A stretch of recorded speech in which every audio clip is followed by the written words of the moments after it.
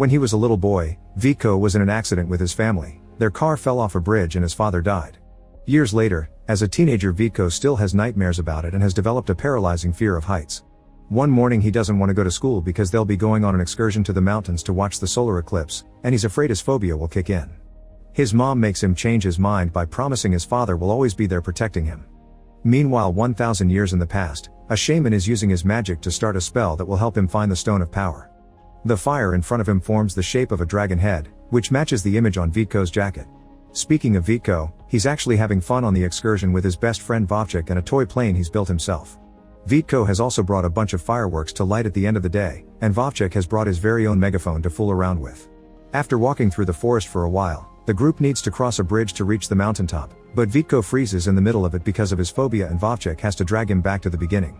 The entire class begins laughing at Viko for what they consider a silly fear and the fact his pants are wet, thinking he peed himself when actually it was the water bottle in his pocket. Humiliated, Viko runs back into the forest and hides behind a cliff. Vovchik comes after him to remind him they don't need the friendship of bullies, but their chat is interrupted when the eclipse finally begins and an earthquake suddenly hits the area. Vovchik falls off the edge and holds onto the rocks just in time, but he won't be able to stay like that for long. Viko wants to help him, yet his phobia keeps him frozen, and before he can think of something to do, a magic portal opens behind him and absorbs Viko together with the megaphone. When Viko opens his eyes again, he finds himself on the same cliff but in the past, 1,000 years back to be exact. Nearby, there's a man in armor called Olishko picking up flowers for the girl he likes when he's suddenly attacked by a group of enemy humans. Defeating these soldiers is easy for Olishko and his sword skills, but things get complicated when he's attacked by their leader Andiko, who quickly overpowers him and brings more soldiers to capture Olishko. At that moment, Viko trips while trying to get a better look and accidentally activates the megaphone, distracting the soldiers and giving Olishko the chance to escape. Luckily, Olishko has a horse and is able to pick up Viko to take him away with him. When they reach the river, Olishko summons the spirit that lives there to form a path for him to pass, and this path disappears once Olishko and Viko have crossed, making Andiko and the humans give up for now and leave.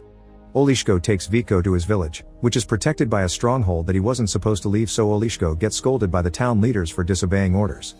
Viko's clothes and manner of speaking are seen as weird by the villagers, and thinking he may be a spy, the leaders lock him up until they decide what to do. Meanwhile, Andiko goes to see the shaman to discuss the failure of their mission, but the shaman surprisingly reacts happily when he hears about the boy in weird clothes. Since the dragon on his jacket matches the one in the shaman's visions, it means Viko is the person that will guide them to the Stone of Power. Sometime later, Viko is visited by Alenka, a young girl that brings him milk and makes sure he's doing fine. She also confirms he's in the year 1120. Before Viko can ask more, Olishko comes to pick him up and take him to the river for a test. The water spirit will decide if he's a spy or he's trustworthy. Viko is thrown into the river with his hands tied and for a moment thinks he's going to die, but the river spirit considers him worthy and throws him out without hurting him. He may still be seen as a weirdo by the villagers, but at least now Viko is accepted as one of them and gets to meet the leaders properly. There's the wise elder Ofsi and, more shockingly, the fighters Ilya and Dobrynya. Putting their names together with Olishko makes Viko realize these are three mighty bogatyr warriors from the legends. They don't believe Viko when he says he's from the future until he uses the megaphone as proof, and when he asks for a way to return to his own time, Ofsi promises to look into it. In the meantime, Viko will stay with Rozanka and her mother, and Olishko takes him there as an excuse to talk to Rozanka since she's the girl he's been picking flowers for. Later in the evening, Ofsi comes with some news after talking to the river spirit. There are two ways for Viko to return to the future. He can either wait for another eclipse that will reopen the portal, or search for a mage that will teach him how to open it by force. Olishko knows where to find a mage, but he isn't sure if Viko should go because mages put people through very tough trials before helping them. So Viko offers a deal. If Olishko trains him, he'll gift him his megaphone. Olishko accepts and Viko spends a few days in the village, learning to use the sword, the bow, and just general tips on how to defend himself. He also gets to meet the Stronghold's watchtower, which is so tall that it can help them keep an eye on the whole kingdom, and Turin, a human prisoner that steals a pin from Viko because he's obsessed with gifts. In return for his teachings, Olishko gets to play with all kinds of modern objects like chewing bubblegum and taking pictures with a cell phone. He also learns that in the future he's a fairy tale knight. Once Viko's training is complete, Olishko gets the megaphone and in exchange gives Viko a map to find the mage, although he must promise not to tell the leaders he's going away since leaving the stronghold is forbidden and that's why Olishko can't go with him. Later that day, Olishko visits Rozanka again, using the megaphone to get her to leave the house without her mother seeing them, but she isn't impressed by the fact one day he's going to be famous. The next morning, the human shaman puts a spell on a raven to spy on Viko, who has left the village and is now crossing the forest. He isn't sure if he's following Olishko's map correctly, but fortunately he comes across Alenka while she's gathering mushrooms and convinces her to be his guide since she seems to know the area well. Without noticing the raven that is following them, the teens walk for a few hours until they enter a passage between two huge rock walls, and Vitko suddenly finds himself in a desolate land, which is an illusion cast by the mage. Vitko can hear the mage's voice speaking in his mind, asking him for a test if he wants knowledge. He must confess his greatest fear, and lying would only get him punishment. Without hesitation, Vitko shares the story of the car accident, his fear of heights, and the fact this fear got in the way of saving Vovchik. The mage approves of the boy for having accepted his own weakness and shares the information he's looking for. The stone of power that will take him back to the future can be found where the wingless make their nests, and it'll be seen when he straddles the wind. Only someone able to touch another heart with his own can do it, but this power can also spread pain and misery around. As soon as the mage finishes saying the riddle, Vitko returns to the forest and learns Alenka never noticed he had been gone. However, she does believe him when he shares his experience and guesses that the nest for the wingless must refer to Stork Village.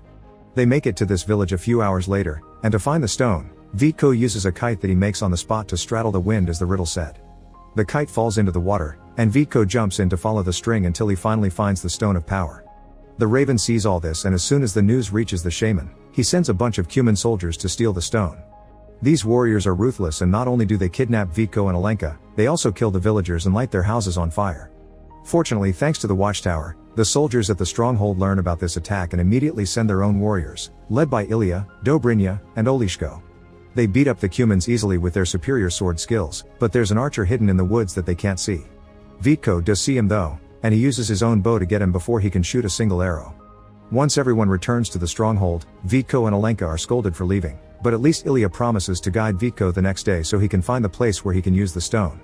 Meanwhile, Andiko is furious with the shaman since his plan made them lose an entire unit of soldiers, and threatens with killing him if he doesn't get him the stone next time. The following morning, Vitko is taken to the rock that brought him to the past, but putting the stone of power on it does nothing. Vitko thinks it has to do with the part of the riddle mentioning hearts, but Ofsi thinks they need to wait for a storm because the god that made that stone was the muster of thunder and that may activate its power. When they return to the stronghold, Vitko follows Ofsi to his home and discovers the old man is an inventor that is trying to make a flying machine. Obviously his knowledge is lacking, thus Vitko takes the chance to teach him about aerodynamics, using a paper plane as an example. From then on, Vitko and Ofsi work together on making functional wings, but Vitko also spends some time with Alenka, who shares local legends with him, including one about star-crossed lovers that leave behind a stone heart. To thank her for everything, Vitko gives her a cute little paper bird. While the shaman prepares a new spell for his next plan, Ilya and his men manage to capture a Cuman soldier and interrogate him until they learn Andiko knows about the stone, which means they need to hide it to keep it safe. Ofsi thinks the best hiding spot is on top of the watchtower, and when he notices Vitko doesn't want to go up there with him, he reminds him that confronting your fears is important and that Vitko will always have the village's support to rely on. Riding the elevator is nerve-wracking, but Vitko manages to make it all the way to the top and start controlling his fear at least a little bit. Ofsi hides the stone inside an old rock, and this is seen by the shaman's magic, who decides the time has come.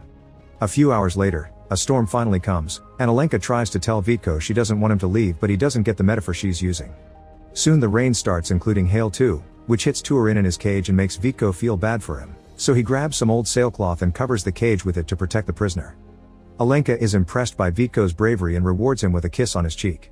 That night, a flash of lightning hits the stronghold wall and breaks some stone that falls near the cage. Turin takes advantage of this and uses this debris to break the lock, escaping under the protection of the rain. Turin travels all the way to the Cuman camp, where it's revealed he's Andiko's brother, yet Andiko doesn't want anything to do with such a deformed beast.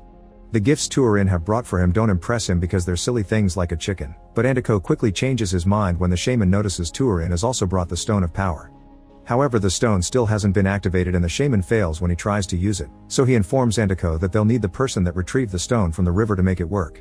The next morning, people in the stronghold find out that Turin and the stone are gone. Attacking the Cuman camp would be a bad idea that would get them all killed, so Vitko and Ofsi concentrate on finishing the flying machine because it's their only hope to recover the stone. Sometime later, while Ofsi and Alenka go out to gather berries and some mud to paint the flying machine, they're ambushed by a group of Cuman warriors that kidnap Alenka. Ofsi tries to defend himself, but there are too many of them and he ends up wounded. He does manage to make it back to the village, but he only can tell everyone about what happened to Alenka before dying.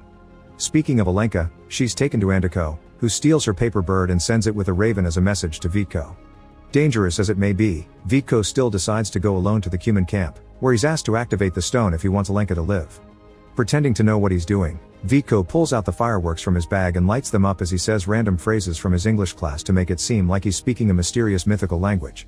Then he throws the fireworks at the soldiers to create chaos and confusion around the camp, which allows him to grab Alenka and run to the horses. Unfortunately, before they can escape, they're captured again by Andiko, who gives Vico one last chance to activate the stone or he'll kill them both. Vico doesn't know what to do until he recites the riddle in his head again and realizes heart to heart means the magic of the human bond. He approaches Alenka and when they hold the stone together, the magic inside it finally comes to life. After the shaman takes the stone away to power up their army, Andiko orders Turin to kill the teens, but he can't bring himself to do it because he remembers how kind Vico had been to him. Instead, Turin frees Vico and Alenka and gets them a horse, and such a gesture earns him a piece of candy from Vico as thanks. Turin loves gifts and tries to impress his brother with the candy, but Andiko ends up killing him for what he considers a great betrayal. The next morning, Vico and Alenka make it back to the stronghold and warn everyone about the incoming human attack. All the soldiers and the 3 bogatyr warriors get ready to defend their home, but nothing prepares them for the sight that comes with the human army. It's a giant golem that the shaman is controlling with the power of the stone. The stronghold fires its catapults, but none of the projectiles is strong enough to hurt the golem. In fact, the big guy takes one of the boulders and shoots it back, breaking the gate. Noticing how big and heavy the golem is, Olishko gets an idea and leaves the stronghold to make the golem chase him, expertly dodging every slow attack until he makes the golem trip and fall into the river, where the water spirit captures it. Olishko falls into the river as well, causing Rozanka to get worried and run to the shore to cry for him, but it turns out he's just fine and Rozanka rewards his heroics with a kiss. At that moment, a new eclipse begins, so Vico says goodbye to Alenka and gets a horse in order to reach the rock with the portal quickly. Unfortunately, the eclipse is also seen as a sign by Andiko, who orders his army to take advantage of the poor light and attack the stronghold. Under the bogatyr trio's wise leadership, the villagers defend their home from the human army to the point where even the women manage to land a hit or two. Finding himself at disadvantage, Andiko decides to leave with his soldiers before they're all killed, but the shaman isn't ready to give up yet. He still has control over the stone and manages to bring the golem out of the water for a new attack. Noticing the return of the golem even at a distance, Vico decides to come back to the stronghold and share a plan to defeat it. Ofsi's words of support are still strong in his mind and help him overcome his fear, allowing Vico to quickly take the elevator to the top of the watchtower and climb on the flying machine, which flies as smoothly as it was designed for. At the same time the golem reaches the stronghold to begin destroying it, Vico lands on the cliff where the shaman is standing, pushing him off to his death and finally recovering the stone of power. Andiko arrives at the cliff as well, intending to steal the stone, so Vico throws it in the water to stop it from falling in the wrong hands and causes the golem to disintegrate. A furious Andiko wants to kill Vico for his indolence, but Olishko arrives just in time to fight him again in a fierce battle between master swordsmen. Since Andiko doesn't have his army to support him this time, he falls to his death the same way the shaman did. There's no time to celebrate though because the eclipse is about to end, so Olishko takes Vico to the forest to find the portal on the rock. Before Vico leaves, Alenka comes to say goodbye as well and kisses him, promising she'll always wait for him. As soon as he enters the portal, Vico is transported back to the present, where Vovchik is still hanging on the edge of the cliff. Now that he isn't scared of heights anymore, Vico is capable of saving him, and such heroics earn him an ovation from his class. A year later, Vico's mother surprises him with an ancient book he's been looking for since his eclipse excursion. By following the information in the text, Vico manages to find the stone heart from the story, and by touching it, he can feel Alenka's presence in the past touching it as well. Make sure to subscribe and turn on notifications so you can watch more videos like this. Thanks for watching.